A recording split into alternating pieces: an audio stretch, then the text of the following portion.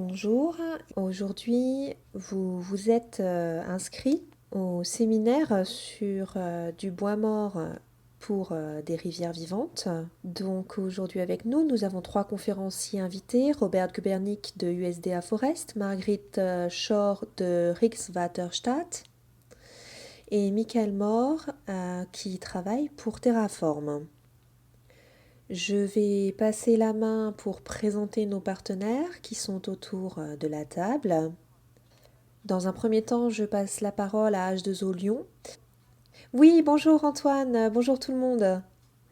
Donc nous sommes très heureux d'être avec vous aujourd'hui et de co-organiser ce webinaire international. H2O Lyon, c'est une école universitaire axée sur la recherche, c'est-à-dire une graduate school à la française qui a été lancée il y a maintenant 4 ans et qui travaille sur les sciences de l'eau et des hydrosystèmes.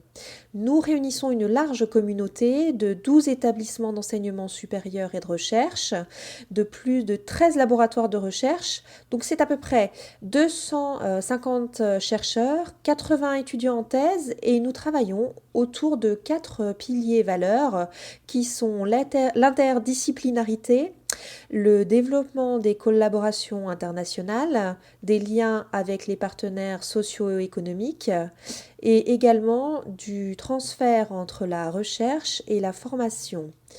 Tout cela dans le but de pouvoir apporter des éléments de réponse autour des enjeux majeurs, autour de l'eau.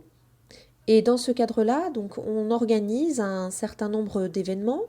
On soutient aussi des événements comme celui qui a lieu aujourd'hui. Et juste de petits mots encore, on a lancé cette année également un nouveau master Integrated Watershed Sciences. Donc si vous voulez plus d'informations, n'hésitez pas à aller sur notre site internet.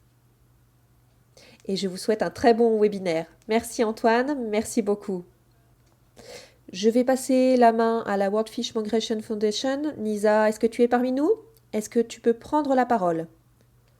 Oui, je souhaite également la bienvenue à tous. Nous sommes très heureux à la World Fish Foundation de soutenir cet événement. Nous avons été fondés en 2014 et nous promouvons les rivières à écoulement libre pour les poissons. Et fondamentalement, ces solutions basées sur la nature sont très intéressantes pour nous car elles offrent vraiment beaucoup de nouveaux habitats intéressants pour les poissons. Vous nous connaissez probablement. Tous les 2 ans, nous organisons la Journée mondiale de la migration des poissons qui sensibilise aux poissons migrateurs dans le monde entier. Je vous souhaite également un très agréable webinaire et j'espère que vous vous en inspirerez et que vous réinstallerez du gros bois dans vos rivières. Merci Nisa. Le CRR, le Centre européen pour la restauration des rivières, ils nous ont soutenus dans cette démarche de diffusion de ces savoirs et de ces informations. Je vais animer avec l'aide de Joe Wheaton. Nous avons donc 300 personnes qui sont inscrites. Je ne sais pas si elles sont toutes présentes, mais nous avons des gens du monde entier, comme vous pouvez le voir. Merci Bob, à vous. Je suis Bob Gubernik, je suis ingénieur géologue au service forestier de l'USDA aux États-Unis. Je travaille pour le Centre d'écologie aquatique et fluviale de Fort Collins, au Colorado. Je travaille dans le domaine de la restauration et de la continuité aquatique depuis près de 40 ans. Maintenant, je vais vous parler un peu des grandes structures en bois et de leur application. Je vais passer en revue un certain nombre de choses différentes. J'ai des photos qui m'ont été données par certains des collègues ici. Alors aujourd'hui, je vais vous parler un peu de l'histoire du gros bois, du bois mort dans les cours d'eau, comment il y arrive, comment il s'en va, un peu de la fonction de conception et de ce que vous devez faire pour la conception, des méthodes d'ancrage, puis aller dans différents types de grandes structures en bois et leur mise en place. Donc sans plus tarder, nous commençons. Ceci est un graphique de Janine Castro et de Colin Thorne. Il montre essentiellement l'interaction entre la géologie, qui pilote à peu près toute la forme des rivières, l'hydrologie, qui fournit la force travaillant la géologie, et la composante biologique, qui tire profit de ces deux choses. Et ce que vous voyez ici dans le graphique, c'est que vous savez, en fonction de l'endroit où vous vous trouvez, si vous avez des débits élevés ou faibles. Et sur la gauche, vous avez la puissance du courant, qui est simplement fonction de la largeur de décharge, puis de la résistance à l'érosion, qui est elle-même une fonction de la géologie. Et donc l'hydrologie et la géologie déplacent les matériaux en fonction de la pente du chenal, et les différents organismes benthiques et les poissons peuvent en tirer parti de certaines de ces différentes formes. Certaines espèces biologiques apprécieront des pentes plus faibles, des fosses plus profondes. Donc cela montre juste, comme je l'ai dit, l'interaction entre la géologie, l'hydrologie et la biologie. Ce que nous savons, c'est qu'il y a longtemps, probablement des milliers d'années en Europe, et il y a environ 150 ans aux États-Unis, nous avons commencé à enlever le bois de nos rivières, de manière importante. Et nous l'avons fait pour ouvrir les rivières à la navigation. Et ce faisant, nous avons changé à jamais l'apparence de ces rivières. Aux États-Unis, nous avions des chemins de fer qui remontaient les vallées étroites. Ils ont déplacé les chenaux sur le côté. Ils ont simplifié les rivières. Ils les ont détournées. Et encore une fois, tout cela a changé le fonctionnement des rivières et leur apparence. Donc ici, nous voyons un état de référence de bois mort dans une section sauvage d'une rivière en Alaska. Et j'aime vraiment cette image. Le bois mort donne beaucoup de structure au cours d'eau. Il offre de nombreux habitats géomorphologiques différents. Vous pouvez voir le bois qui forme les berges. Vous pouvez voir tous les vieux arbres qui sont tombés dans le chenal et qui sont maintenant essentiellement devenus des supports nutritifs pour les arbres qui poussent dessus. Ils forment les berges, ils forment un habitat nourricier pour les espèces, ils trient les graviers, ils fournissent un habitat avec des fosses profondes. Et le tri des graviers a aussi un effet sur la fraie, en particulier pour le saumon et d'autres espèces, car ils se reproduisent sur certaines tailles de sédiments seulement. Comme vous pouvez le voir sur la photo, le bois est partout dans le chenal. Vous pouvez voir une souche dans le coin inférieur droit qui a été intégrée dans le canal. Vous pouvez voir le tronc qui est enterré dans la berge. Tout cela aide à former le lit de la rivière, atténuer les inondations et fournir un habitat complexe pour tous les différents organismes aquatiques. Ainsi, dans le cours d'eau naturel, comme dans d'autres systèmes gérés, ou non gérés également, le bois s'en va, et il doit être remplacé. Cette diapositive d'une étude dans le sud-est de l'Alaska, par Mike Murphy et Koski, date de la fin des années 80. Elle montre le départ régulier du bois mort du lit. Que vous voyez ici, le B et le C, se réfèrent au type de chenaux de la méthode Rosgen. Donc les types B sont des chenaux à plantes plus élevées, supérieurs à 3-4%, et les types C pour les chenaux de plaine inondable, qui sont généralement inférieurs à 3% de pente. Et ce que nous voyons sur le graphique, c'est le taux d'épuisement en pourcentage de la perte totale de bois par an. Puis en bas, vous voyez le classement selon le diamètre du bois. Ainsi, vous pouvez voir que les morceaux plus gros disparaissent à un rythme plus lent que les morceaux de plus petit diamètre. Et ce que cela signifie essentiellement, c'est que le bois sort continuellement du système, et la façon dont le système maintient son équilibre en bois est que vous avez des événements épisodiques qui viennent remettre ce bois dedans. Lorsque vous avez une exploitation forestière qui a supprimé la ripisylve, vous supprimez la source essentielle de recharge en bois que le ruisseau pouvait obtenir au fil du temps. J'aime vraiment ce graphique ici. Sur l'ordonnée Y, vous avez le niveau de charge en bois mort du lit, en pourcentage de chargement du lit. Et en abscisse X, vous avez le nombre d'années après la coupe à blanc. Vous pouvez donc voir qu'avant qu'il ne coupe le bois, le ruisseau était à 100% chargé et ce bois quitte le système au fil du temps. Vous allez perdre un pourcentage chaque année. Quand tu as coupé la ripisylve, tu as des arbres qui repoussent, et pour que ces arbres atteignent la taille qui va recharger le cours d'eau, tu vois que cela prend beaucoup de temps.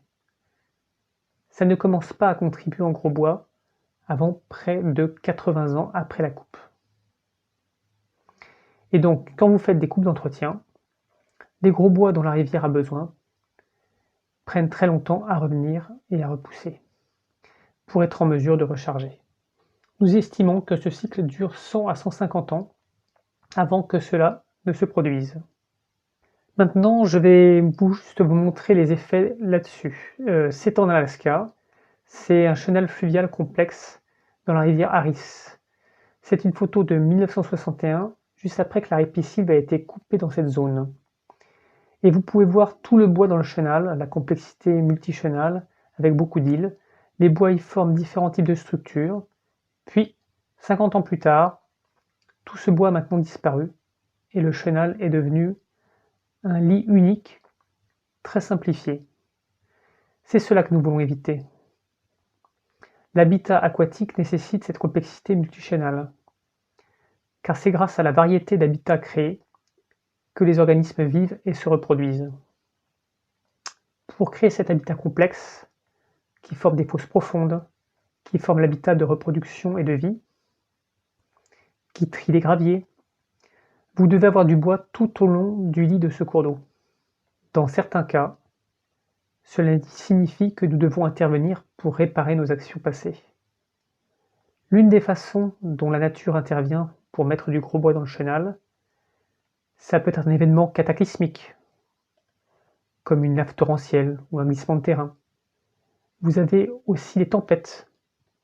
Vous avez des grandes inondations qui érodent les berges et font tomber les arbres. Vous avez enfin le processus plus lent de migration latérale des rivières, qui érodent sous les arbres. Et ensuite, les arbres tombent et rechargent le lit. Encore une fois, les arbres n'arrivent pas régulièrement. C'est souvent épisodique avec les inondations, incendies, orages localisés, chablis, soit par la décomposition du bois sur pied, tout au long du temps. Je vais maintenant parler design. Pour la conception, nous avons quelques publications gratuites que je recommande. Toutes ont été publiées par le Bureau des réclamations et le Corps des ingénieurs du service forestier. Elles sont de très bonne qualité. Celui de gauche, le Manuel national du gros bois, passe en revue tout du concept à la mise en œuvre. Toutes les choses requises dont vous devez tenir compte lors de la conception d'une structure avec des arbres. Celui de droite est une publication que le service forestier a faite pour vous aider dans vos calculs de flottabilité et de traînée. Sur cette base, avec plusieurs méthodes. Pour réussir, vous ne pouvez pas simplement mettre du bois dans les cours d'eau. Ça doit être conçu, ça doit être mis en place correctement. Alors regardons quelques-unes des forces qui agissent sur le bois. Dans cette image, vous voyez un diagramme de corps libre. Et dans ce diagramme de corps libre, qui montre toutes les forces qui agissent dessus, vous avez donc les forces de flottabilité, la force due à la gravité, la force due au flux, la force de traînée liée aux forces de flottement, les forces de soulèvement, et encore toutes celles qui doivent être prises en compte dans votre structure. Chaque structure est affectée par certaines de ces différentes forces. Ainsi, dans un cours d'eau avec ripisylve, lorsque la longueur des arbres est supérieure à la largeur du lit mineur, généralement ces morceaux de bois, les structures qu'ils forment, sont dans le cours d'eau pour longtemps. Ils sont très stables. S'ils bougent, ils ne vont généralement pas loin. Lorsque vous avez des longueurs d'arbres bien inférieures à celles du lit mineur, ce qui est généralement le cas dans les grandes rivières, ils n'y restent pas longtemps. Mais vous pouvez aussi travailler dans ces grandes rivières. Il vous suffit de faire la conception ad hoc. Par exemple, ils doivent être listés correctement pour rester en place. Le bois peut être utilisé dans tous ces endroits et vous pouvez le rendre stable à partir du moment où vous comprenez les forces qui agissent sur eux.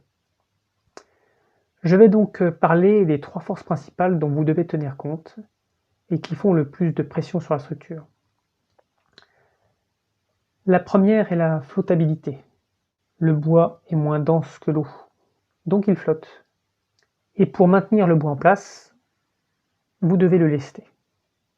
Ce lestage est effectué par un certain nombre de méthodes. Par des poids, en l'enchevêtrant avec la ripisylve, et bien d'autres méthodes. Si vous ne le faites pas, en crue, le bois se soulèvera et flottera. Et c'est la dernière chose que vous voulez. Dans un projet de démonstration, vous voulez généralement que votre bois reste en place. Vous devez donc l'équilibrer contre la force de flottabilité. Donc voici le calcul à faire. La densité du bois multipliée par le volume de bois, moins la densité de l'eau multipliée par le volume d'eau, multiplié par l'accélération de la gravité, et c'est votre force de flottabilité.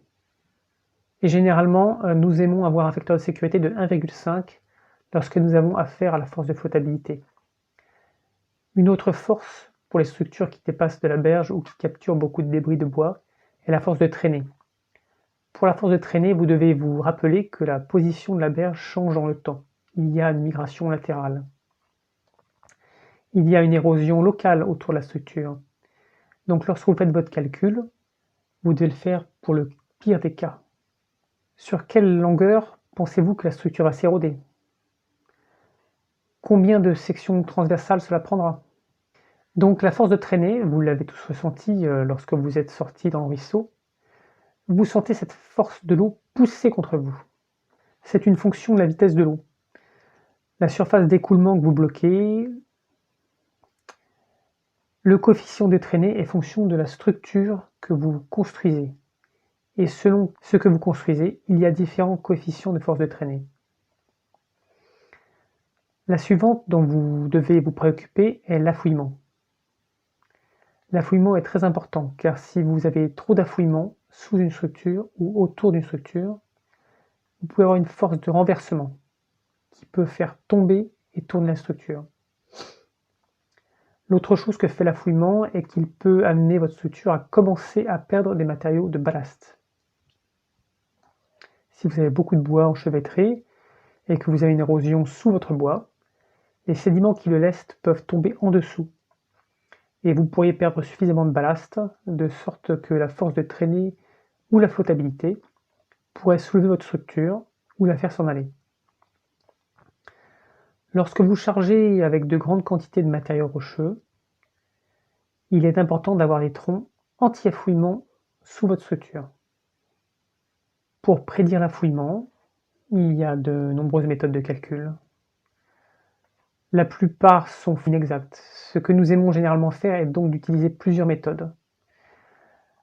Nous le vérifierons donc avec une équation empirique et nous regarderons sur le terrain également combien d'affouillement il y a dans les fosses. Plus un facteur que nous appliquons en fonction de la difficulté à décaper les sédiments. Par exemple, dans un système à grains fins, vous savez que l'affouillement peut aller en profondeur. Et un système à grains grossiers, ce ne sera pas aussi profond. Encore une fois, il est important de comprendre les forces en présence et de construire et de concevoir en fonction d'elles. Le calcul de la force de traînée est une fonction de la vitesse, de la densité, de la gravité et du coefficient de force de traînée. Donc pour maintenir les troncs enterrés, vous devez avoir du ballast ou une méthodologie d'ancrage. Il y a beaucoup de façons de faire. Vous pouvez les enterrer, ou vous allez essentiellement creuser une tranchée, y placer le tronc, puis remettre le matériau par-dessus. Et le matériau sur le dessus compensera la flottabilité du bois pour le maintenir en place. Vous pouvez utiliser des pieux. Les pieux sont super. Pour mettre des pieux dans une rivière de gravier ou de galets, c'est un processus lent. Vous devez creuser de grands trous. Vous allez voir sur la photo du milieu.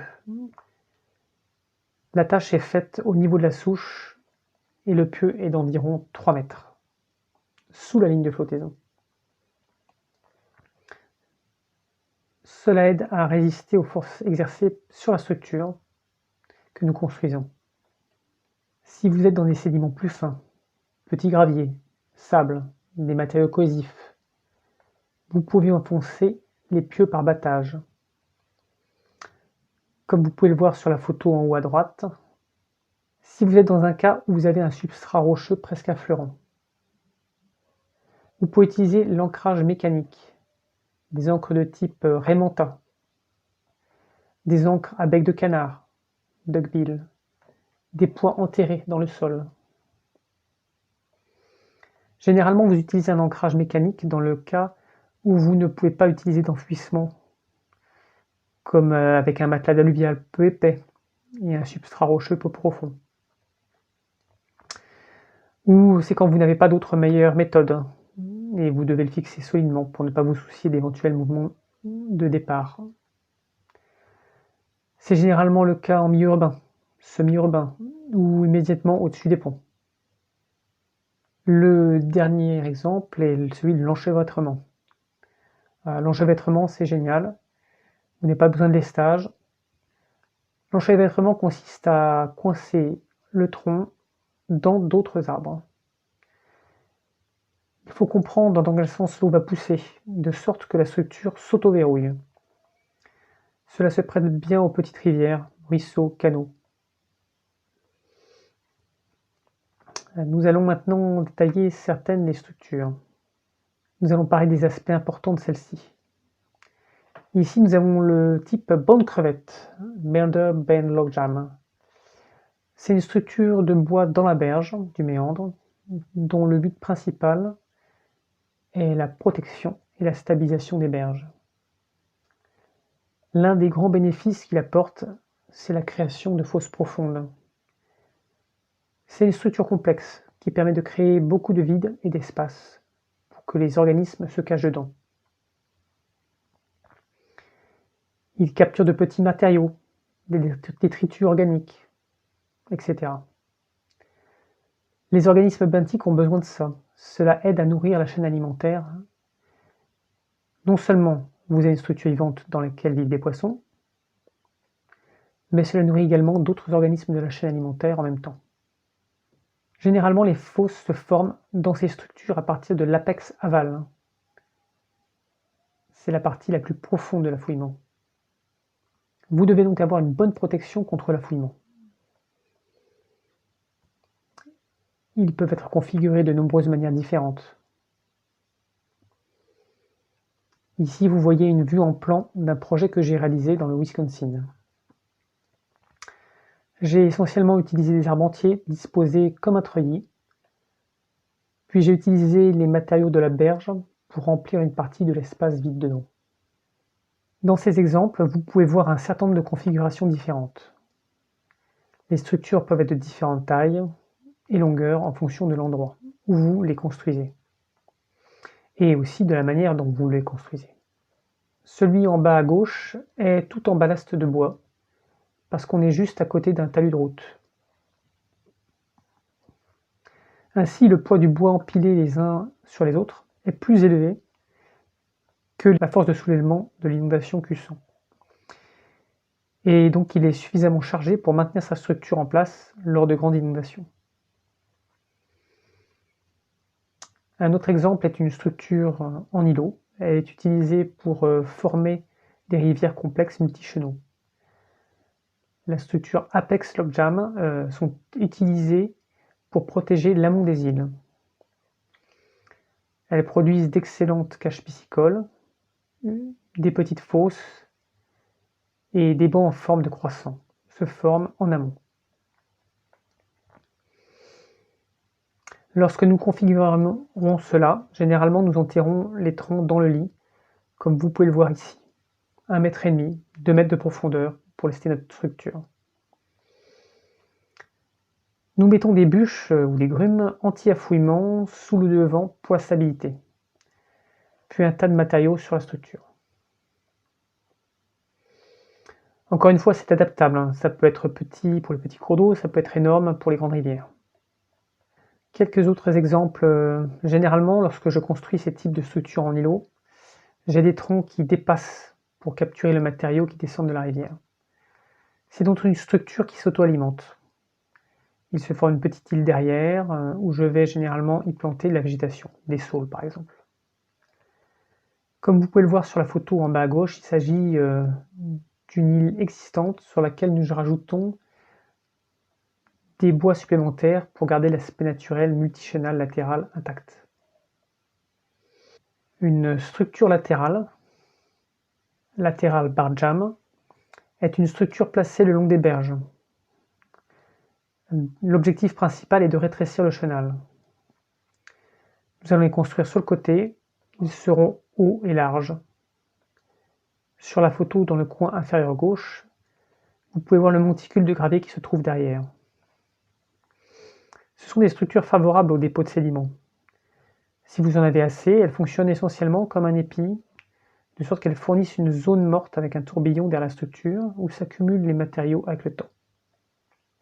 En règle générale, lorsque nous construisons cela, le matériau que nous extrayons pour y placer le bois et l'enterrer est déposé derrière. Mais lorsque la structure fonctionne avec la zone d'habitation huile derrière eux, le matériau en suspension, les matériaux roulés lors d'inondations plus importantes, les érosions de berge, finissent par former un plus grand monticule de matériaux à l'arrière de ceux-ci. Lentement mais sûrement, passivement dans le temps, cela rétrécit le chenal à la largeur appropriée. Et puis, juste un exemple de Pennsylvanie récent que j'ai construit. La taille est adaptable. Dans une situation de type zone humide à faible énergie ici, nous essayons de rétrécir le chenal. Nous utilisons le bois. Vous n'avez pas besoin d'avoir une énorme quantité de lest dans le bois, car il n'y a pas assez de vitesse et avec l'empilement et le poids des choses, il est vraiment difficile de les déplacer. En plus, l'eau ne monte pas aussi haut dans les grandes plaines et larges, inondables, ou dans les zones humides. Ici, c'est très très large. Juste quelques autres exemples de Washington, Alaska, Pennsylvanie. Ce grand au-dessus que vous pouvez voir est en Alaska. Il est assez substantiel et pénètre dans les troncs pour construire une structure en porte-à-faux pour aider à l'accumulation des matériaux derrière, pour aider à alimenter la structure elle-même par du bois mort. Le bois peut également être utilisé pour assurer la protection des infrastructures critiques. J'ai utilisé un gros bois en amont des ponts pour aider à collecter les embâcles pendant les inondations, pour les empêcher de boucher l'orifice du pont ou le ponceau en aval. Je les utilise également pour protéger les voies et autres infrastructures résidentielles.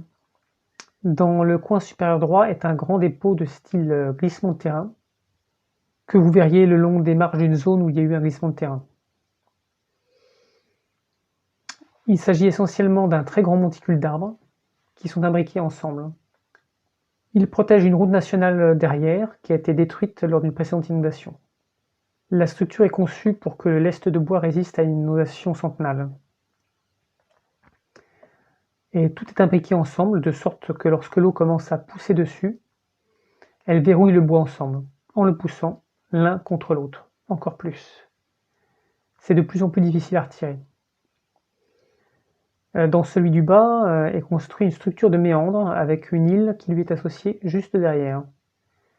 Parce que c'est une plaine inondable très basse qui va protéger plusieurs bâtiments que vous pouvez voir derrière la structure. Alors c'est une vue panoramique, donc le virage semble dans la direction opposée à la réalité. C'est en fait une déformation de la vue panoramique due à la photo. C'est essentiellement pour empêcher la rivière de couler directement vers les maisons, comme ce qu'elle a fait pendant la tempête tropicale Irène. C'est arrivé avant que je construise toutes ces structures. Alors la structure déflecteur jam, est une structure de redirection. Vous avez des structures dont nous avons essentiellement parlé, qui sont faites pour prendre l'eau et faire travailler l'île localement. Et vous avez également des structures déflecteurs, où les trous sont orientés pour rediriger le flux vers le centre du chenal. Les déflecteurs servent aussi à capter plus de bois. Dans cet exemple, j'ai des déflecteurs bas dans le lit. Ils sont destinés à être utilisés par les organismes aquatiques, à maintenir une fosse pendant les conditions d'eau plus basses. Ensuite, si vous regardez en haut, il y a d'autres troncs qui sortent plus haut du ruisseau. Et ceux-ci doivent capturer plus de bois et rediriger le flux loin de la rive pendant les inondations plus fortes. Car nous savons que l'eau coule normalement perpendiculairement à l'orientation du bois en cas de crue. Et avec ces structures, lorsque vous avez du bois qui dépasse, il capture d'autres bois. Et cela permet de faire durer ces structures plus longtemps. Les structures en bois perdurent en fonction de la vitesse à laquelle elles se décomposent, de la taille des troncs dont elles disposent, de la quantité d'eau dans laquelle elles se trouvent. Qu'elles soient au-dessus de l'eau la plupart du temps ou en dessous peut influencer la durée de conservation. J'utilise de gros morceaux de bois parce que je veux que l'efficacité soit garantie plus longtemps. Selon votre climat local, le régime de décomposition sera différent. Si vous êtes en zone de climat chaud et humide, votre bois va disparaître rapidement et pourrir plus vite que si vous êtes dans un climat plus froid. Et lorsque nous construisons ces structures, nous voulons qu'elles durent le plus longtemps possible. Alors pensez bien à la taille du bois et à l'essence de bois que vous voulez. Essayez d'utiliser le type de bois le moins facilement décomposable, le bois le plus résistant à la pourriture possible. La chose à laquelle vous devez faire attention à propos des structures de rééducation, en particulier les épidéflecteurs, c'est que si vous avez beaucoup de bateaux, de kayaks, de canoës, de rafts qui descendent la rivière, vous éviterez ce type de structure, car elles peuvent devenir un problème de sécurité publique. Dans beaucoup des autres structures, celles des méandres par exemple, il n'y a pas de bois qui dépasse très loin dans le chenal. Et ils sont donc beaucoup plus sûrs pour les cours d'eau avec de la navigation loisir. Voici encore quelques exemples. Celui de gauche dans le Missouri, vous pouvez voir les troncs dépasser au-dessus et vous pouvez voir les troncs dans l'eau créant un radier. Sur la branche ouest de la River White, ce sont des déflecteurs bas et vous pouvez voir les grandes fosses qui leur sont associées. Les structures traversant le lit mineur, voire le lit majeur, sont de très bonnes structures lorsque vous avez un chenal incisé et que vous essayez de recharger. Les cross-channel structures permettent de fournir de la rugosité.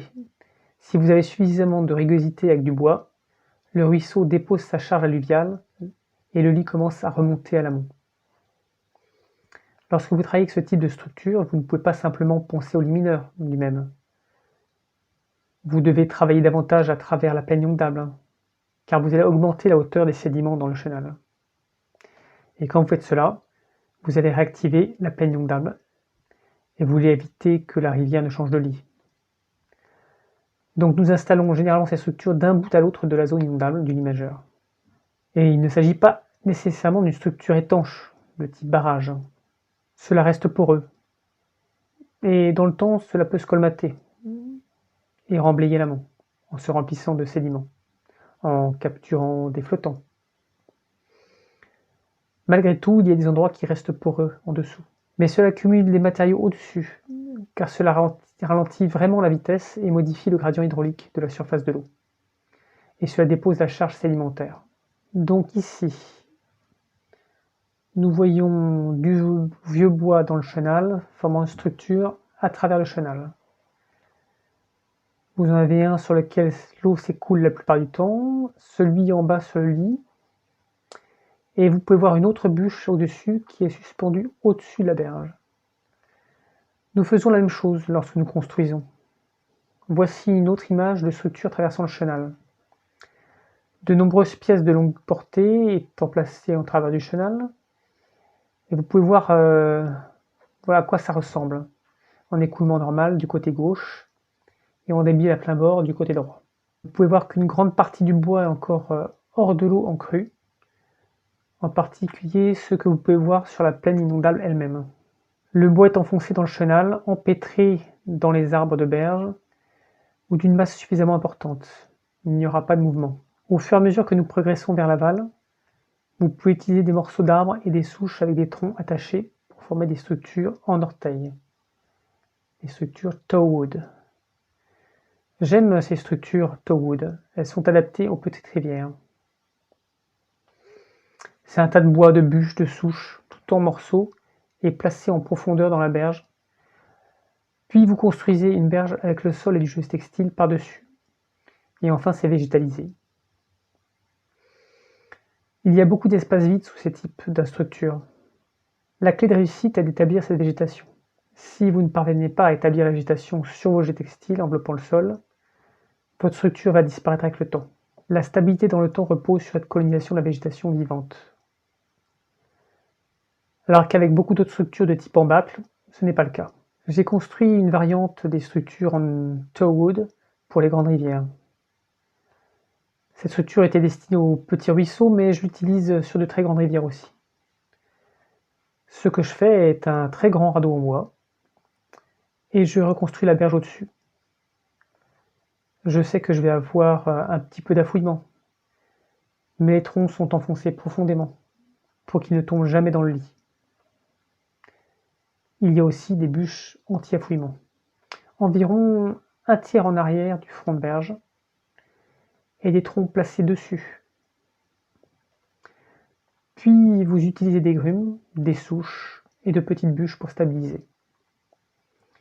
Vous posez du tissu, vous déposez votre sol avec des fascines, et vous allez construire cela de manière répétitive. Vous pouvez voir à quoi ça ressemble dans le coin inférieur droit. Ces bûches qui dépassent sont comme des pare-chocs. Voici une photo de ce à quoi ça ressemble une fois terminé, après des années de construction. Ensuite, vous pourriez faire aussi des faux barrages de castors. Joe Wheaton est le pionnier. Ça fonctionne très bien dans les zones historiques, où il y avait des castors auparavant. Ils ont été exterminés par le piégeage et la gestion aussi des berges. C'est une structure qui est faite à la main pour remonter le niveau de l'eau et retenir plus d'eau dans les zones humides. Nous l'utilisons beaucoup dans l'Ouest américain. Et puis vous pourriez construire de petites structures à la main. Elles sont généralement enchevêtrées et non enterrées. Et vous devez les faire là où vous avez des arbres. Et vous pouvez les obtenir facilement. C'est donc un style très opportuniste. C'est très bon marché.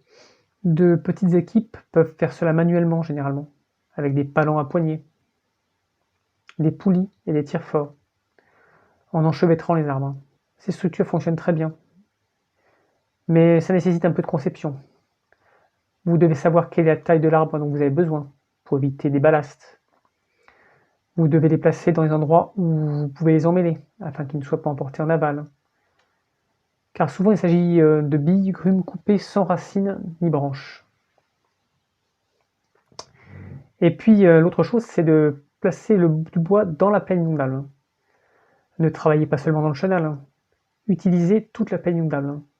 Et avec cela, vous pouvez également utiliser des fascines, ces petits fagots de bâtons et de brindilles. Donc maintenant j'ai terminé, je vais répondre à toutes les questions. Bob, j'ai une question pour vous. Il me semble que vous avez parlé d'un guide de l'USDA Forest, donc qui décrivait toutes ces techniques. Pouvez-vous nous donner la référence que nous mettrons dans le site web du webinaire? Oui, bien sûr, le guide dont vous parlez ici est certainement le National Largewood Manual, produit par le Bureau of Reclamation et The Army Corps of Engineers. C'est le manuel complet pour la restauration avec du grand bois.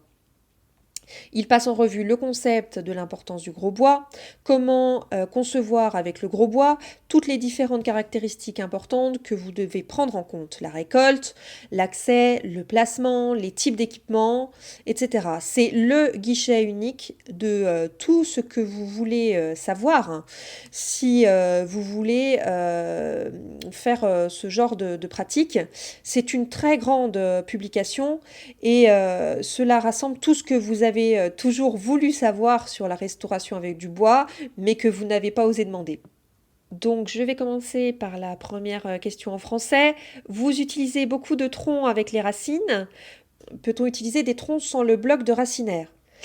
Utilisez-vous toujours le tronc avec racines ou pouvez-vous utiliser avec des troncs sans racines? Eh bien, cela dépend de l'échelle. La raison pour laquelle les troncs avec racines sont si bons, c'est que si vous regardez la répartition du poids dans un arbre, les 1,5 premiers mètres environ de l'arbre, c'est-à-dire les racines et le tronc, sont aussi lourds que les 9 à 12 mètres suivants.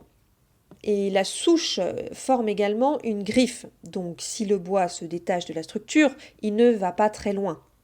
Vous pouvez utiliser des grumes sans racines, cela rend juste les choses un peu plus difficiles. Si vous faites de petites structures à la main comme vous avez vu, ce sont principalement des grumes. En règle générale, lorsque je construis ces types de structures, j'utilise 30 à 50% d'arbres avec des souches attachées. Certaines personnes s'inquiètent de laisser les racines saillantes, mais bien sûr, nous secouons toute la terre, nous mettons tout ce que nous ne pouvons pas utiliser comme les branches qui sont coupées par-dessus, et nous n'avons rencontré aucun problème jusqu'à présent. Donc il y a un commentaire puis une question, il y a un commentaire de Dean Morrison. Fascinant Bob, ici dans le sud-est du Royaume-Uni, nous travaillons principalement sur des petites structures, en amont principalement pour atténuer les débits de pointe pour la prévention des inondations. Et Graham avait une question, pourriez-vous lui donner des informations sur les taux de décomposition ou des considérations pour travailler dans des environnements tropicaux? Oui, alors, vous voyez, il y a quelques publications que j'utilise, dont le manuel national Largewood. Il n'y a pas une énorme quantité d'informations que j'ai pu trouver pour les bois de type tropical. En ce qui concerne les taux de décomposition, la plupart des études de décomposition que j'ai vues concernent des espèces d'arbres nord-américaines. J'ai pas beaucoup cherché de bois de zone tropicale, mais je voudrais insister fortement sur le fait que quiconque construit ces structures essaie d'utiliser des types d'arbres plus résistants, les plus résistants possibles à la pourriture. De plus, si vous êtes dans des zones très chaudes et humides avec des taux de décomposition élevés, utilisez les gros arbres, car si vous en utilisez des petits, ils disparaîtront en peu de temps. Génial. Donc voyons une autre question de Bill. Il veut savoir si vous avez des exemples de structures en bois qui ont recréé des situations de type anastomose stage 0 ou forcé la création de multichenaux stage 8. Alors l'étape stage 0 est un peu différente de la restauration avec du gros bois.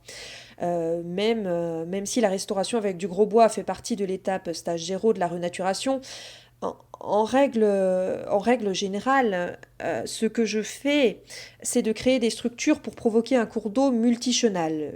Je peux fournir quelques photos. Certaines des photos que j'ai montrées pour les structures d'îlots transformaient un chenal unique en un chenal multiple en divisant le flux. Antoine, peut-être à toi? Oui, j'ai une autre question. On voit que les ouvrages que vous avez dans les rivières sont plus ou moins éphémères. Comment peut-on les faire durer dans le temps? Comment éviter la dégradation du bois? Quelles espèces d'arbres devrions-nous utiliser? Par exemple, les pins conviennent-ils? Et quels sont les diamètres? Aussi bien, et pour conclure avec ces questions en français, nous avons une remarque. C'est toujours un problème d'enlever les souches, car cela déstabilise la berge. Donc, dans ce cas, vous pouvez couper l'arbre et laisser les racines et attacher dedans l'arbre vivant. Quel choix d'essence pour une plus longue durabilité des structures? Eh bien, en Amérique du Nord, les cèdres sont les arbres les plus résistants à la pourriture, puis les autres sont moins résistants. Donc j'aime construire avec plusieurs types d'arbres différents. J'utilise donc à la fois des conifères et des arbres à feuilles caduques. Encore une fois, je ne connais pas vos espèces d'arbres, mais par exemple, les conifères comme le sapin de Douglas, le cèdre durent plus longtemps par rapport au pin jaune du sud. Ainsi, les arbres qui ont beaucoup de résine ont tendance à durer plus longtemps que ceux qui n'en ont pas. Pour les arbres à feuilles caduques, vous avez par exemple les peupliers. Ils pourrissent très vite, ils disparaissent même pour un arbre de grand diamètre. Donc généralement, lorsque j'utilise des arbres, parce que je ne sais jamais quelle espèce exacte je vais avoir, je surestime la décomposition. Pour les arbres clés pour la structure, j'ai tendance à aller vers des morceaux plus gros. Donc souvent, je choisis mes arbres avec des souches et des souches d'au moins 45 cm de diamètre. Puis, pour verrouiller le front de structure, les autres pièces peuvent être plus petites. Vous avez juste besoin de plus de ceci pour combler et faire la même chose. D'accord, donc on dirait que nous avons quelques autres questions ici. Il y a une question. Dans quelle mesure ces structures que vous nous montrez peuvent-elles résister à des inondations de grande ampleur? Des crues éclairs ici dans le sud de la France, déclenchant d'énormes décharges supérieures à 500 mètres cubes d'eau par seconde. Avez-vous ce genre de débit élevé et de rivières aux États-Unis? Vos structures peuvent-elles supporter ce genre de choses?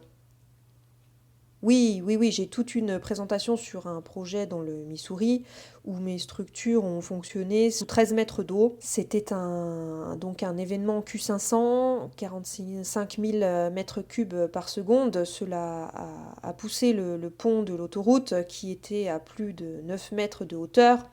Mais sur les 4 structures que j'avais construites en aval, 3 d'entre elles ont survécu à la grande inondation. L'une d'elles a été perdue dans l'inondation, mais les structures ont également accumulé une grande quantité d'autres bois sur elles. Et pour que vous puissiez les garder, il vous suffit de nouveau de lester correctement. Votre ancrage doit être là en fonction des forces qui s'exercent sur l'arbre, hein, et donc votre structure doit être configurée correctement. Il y a donc à la fois des points importants de la conception et des points de mise en œuvre de la construction qui doivent être surveillés. Mais vous pouvez survivre à de très grandes inondations, oui. Sur les cours d'eau, avec des enjeux sur les 2 berges où on ne veut pas que les parcelles soient modifiées. On ne veut pas de perte de surface, par exemple. Ces méthodes avec du bois peuvent-elles être appliquées ou doit-on toujours craindre des mouvements importants du lit, une érosion du lit avec les crues? Précision juste sur cette question. Je pense qu'il s'agit de l'érosion latérale. Euh, sur les côtés, sur les berges, pouvez-vous garantir que les berges ne vont pas bouger? Donc, avec le bois, il y a toujours de l'érosion et de l'affouillement qui changent. L'érosion est un processus naturel. Les cours d'eau se déplacent, ils ne sont pas immobiles la plupart du temps. S'ils sont immobiles, généralement, c'est parce qu'il y a eu un certain type de gestion des berges ou du lit. Ainsi, lorsque vous construisez cette structure, votre structure, vous verrez probablement de l'érosion sur une rive adjacente lors de grosses inondations. Cela ne va pas provoquer un événement d'érosion qui va se propager plus loin en aval. Cela fait la même chose, la même érosion qui se produirait si un arbre tombait dans le ruisseau, par exemple. Donc si vous mettez du bois dans le cours d'eau, vous devez comprendre que l'érosion fait partie du calcul de ces structures, car souvent, l'objectif de ces structures est de fournir des fosses, ce qui signifie que l'affouillement doit se produire dans le lit. Lorsque nous utilisons des structures pour stopper l'affouillement ou protéger les berges, elles sont conçues pour empêcher l'érosion, par exemple si un méandre se rapproche de certaines maisons. Ou d'autres choses que vous essayez de protéger, ou d'une très grande rive de sédiments fins, et que le flux a déjà beaucoup trop mobilisé et que vous essayez d'atténuer. Avec ces structures en bois, je fais généralement de la plantation à l'intérieur et autour d'elles. J'essaie d'encourager la plantation d'arbres dessus, car avec le temps, le bois pourrit, et ce que vous voulez, c'est que les arbres poussent pour remplacer le bois pourri. Et quand la structure est finie, vous voulez avoir des arbres sur cette rive pour remplacer tous les arbres qui étaient dans la structure. Et ce n'est que l'évolution naturelle. Comme vous vous en souvenez avec la photo de l'état de référence en gros bois que je vous ai montré en Alaska, il y avait tous ces arbres que vous pouvez voir germer et dépasser de la berge avec tous les arbres qui sont autour. Ce sont des grumes nourricières, elles fournissent des éléments nutritifs au sol, aident à fournir une structure et atténuent l'érosion. D'accord, vous avez en fait répondu à l'une des questions qui concernait la stabilisation de ces structures avec du bois vivant, leur rechargement et leur pérennité. Alors c'est super, et il y a une autre question sur le coût de ces choses. Avez-vous des règles empiriques, que ce soit par mètre ou par structure, par exemple. Oui, oui, c'est le cas. Alors, les choses qui coûtent le plus sont l'approvisionnement proprement dit, la récolte et la mobilisation du bois. Les arbres peuvent devoir être transportés à plusieurs kilomètres de là où vous les récoltez. Une chose que vous voulez éviter de faire est de couper les arbres à proximité des berges sur lesquelles vous travaillez, évidemment. C'est contre-productif. Vous ne voulez pas abattre vos arbres vivants pour les remplacer par des arbres morts de la berge. Recherchez plus loin. Donc, ce que j'inclus dans mon coût, eh bien, cela comprend la récolte, le transport, la construction des chemins d'accès pour faire ça, l'installation du bois et la plantation. Et quand je totalise ça, c'est environ 1000 $ l'arbre. Mais c'est très variable. Le coût d'un arbre coupé localement, par exemple avec une équipe de bûcherons, peut être une fraction de cela. Cela peut coûter une centaine de dollars. Mais cela donne toujours beaucoup de résultats dans les rivières. Encore une fois, ces choses sont toutes adaptables. Donc, si vous devez transporter des arbres de très loin, cela vous coûtera beaucoup plus cher. Et évidemment, plus cher que si vous le faites de près. La mise en place de la structure est généralement la partie la moins chère. Je place en moyenne 3 arbres par heure. Avec quelques excavatrices. Pour une structure importante, le délai est généralement inférieur à une journée. Donc une structure importante, disons 100 pieds de long, 30 mètres, pourrait contenir de 30 à 60 arbres. C'est un jour, voire 2 jours maximum de travail. Donc cela dépend d'où viennent vos arbres. Et cela dépend aussi du temps qu'il faut pour mettre les bois et faire les accès. Désolée, je ne peux pas être plus précis. Oui, merci beaucoup, Bob. Donc l'introduction nous a retardé, mais Marguerite, voudriez-vous prendre la parole maintenant et rejoindre l'équipe de co-animation? Vous souhaitez partager votre écran? Peut-être voudriez-vous vous présenter, Marguerite?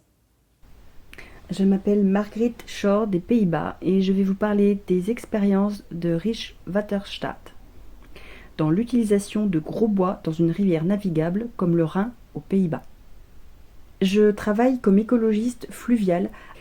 Rich Waterstaat fait partie du ministère de l'Infrastructure et de la gestion de l'eau aux Pays-Bas. Il est responsable de la gestion et de la construction et de l'entretien des infrastructures nationales telles que les routes, les ponts, les voies navigables, la navigation, mais aussi les systèmes d'approvisionnement en eau en tant que gestionnaire de l'eau. Rich Waterstaat est responsable de la quantité d'eau, de la qualité de l'eau et de la navigation, tous ensemble dans un seul ministère. De plus, la durabilité est au centre des préoccupations ces dernières années. Par une petite présentation sur le Rhin hollandais, car j'ai vu beaucoup de gens de l'étranger.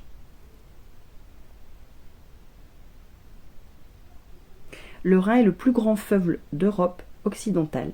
C'est l'une des voies navigables les plus fréquentées au monde et il relie le port de Rotterdam à toutes les zones industrielles en Allemagne. En Hollande ou aux Pays-Bas, il existe 3 branches principales du Rhin dans le delta. Je vous montre quelques photos. Le Rhin néerlandais est une rivière à lit sableux fortement régulé avec des épis qui la rendent plus étroite et plus profonde. La plupart des bateaux naviguent dans le chenal d'évacuation principal des eaux, qui est la principale voie de navigation. Il y a un tronçon de 10 km dans le chenal principal avec une digue submersible longitudinale qui sépare les platies du chenal navigable. Donc à cet endroit, nous avons supprimé les épis. Là, c'est la plus petite branche que j'ai vue qui est contrôlée avec des épis. Et puis la dernière branche, elle est Nedergien. 3 déversoirs ont transformé le fonctionnement de Nedergien en une rivière retenue par barrage. Les berges sont en partie protégées par des écrans en bois anti-batillage, comme vous le voyez sur la photo.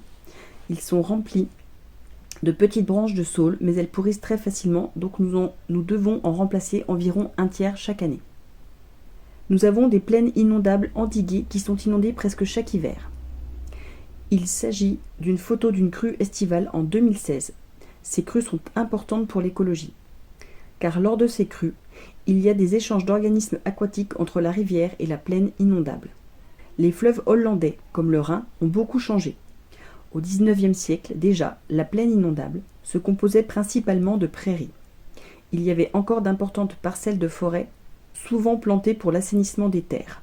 Vous pouvez le voir sur cette ancienne carte. La rivière a été rectifiée et la plupart des forêts riveraines ont disparu avec le temps. Avec elle, la valeur de l'habitat. Cet habitat précieux a également disparu. Les Pays-Bas sont un pays densément peuplé, et vous pouvez imaginer que les risques d'inondation sont élevés. Par conséquent, la protection contre les inondations est importante. Et, comme les arbres de la plaine inondable augmentent les niveaux de crue, ils sont activement retirés de la zone inondable de sorte qu'il reste peu de forêts riveraines. Depuis 30 ans déjà, les Pays-Bas restaurent le Rhin. Cela a pris de l'ampleur avec la directive cadre sur le lot en 2000. D'autres zones de la plaine inondable ont été reconnectées à la rivière. La transition de l'eau à la terre a été rendue plus progressive. Il y a donc maintenant toujours de l'eau peu profonde et des gros bois sont ajoutés pour augmenter la variété de l'habitat. Sur la carte, vous pouvez voir les projets où nous avons réintroduit du gros bois. C'est actuellement 18 arbres ancrés sur les rives du Rhin néerlandais. Près de 100 arbres supplémentaires ont été installés dans les canaux latéraux et les bras morts. Jusqu'à présent, nous utilisions principalement du chêne sur les rives de la rivière et du chêne, du saule et du peuplier dans les canaux latéraux. Des plans sont en préparation pour environ 200 arbres supplémentaires. Mais il faut garder à l'esprit que c'est une très grande rivière. Nous avons environ 150 km de rivière. Et 200 arbres, ce n'est pas tellement. Mais cela devrait être terminé avant 2027. Un arbre flottant est considéré comme un danger pour la sécurité de la navigation aux Pays-Bas. Il peut entrer dans l'hélice d'un navire et si un accident se produit en raison de la collision d'un arbre avec un navire, cela diminue les chances de réintroduction du bois. Nous assurons donc un bon ancrage du bois. De toute façon, sinon, nous n'aurions pas obtenu la permission. Les arbres jusqu'à présent sont ancrés avec des poutres en acier. Vous pouvez les voir sur la gauche. Il y a un œillet soudé sur ceux-ci, auquel est attachée une chaîne qui entoure le tronc d'arbre. Les poutres en acier sont vibrées dans le lit avec une grue. Une fois que les arbres sont sécurisés, ils sont poussés plus loin sous l'eau. Et à des niveaux d'eau normaux, vous ne voyez pas les poutrelles. C'est également plus sûr pour les canoës et les nageurs. Il y a une tige à travers le tronc des arbres et de chaque côté du tronc. Il y a 2 œillets et une chaîne solide pour attacher l'arbre aux poutres. Puis chaque arbre est attaché à 2 ou 3 endroits pour être sûr qu'il reste à sa place. Une autre méthode que nous avons utilisée est le ballastage, avec 2 dalles de béton, et les chaînes sont attachées aux œillets des dalles. La charge requise est calculée, tout comme Bob l'a dit, en tenant compte de la flottabilité de l'arbre. Généralement, quand on pose un arbre dans un chenal latéral, l'ancrage est moins étudié. C'est parce que si l'arbre se détache dans un chenal latéral, le risque de collision avec un navire est réduit et ce bois ne peut pas flotter hors du chenal latéral très facilement.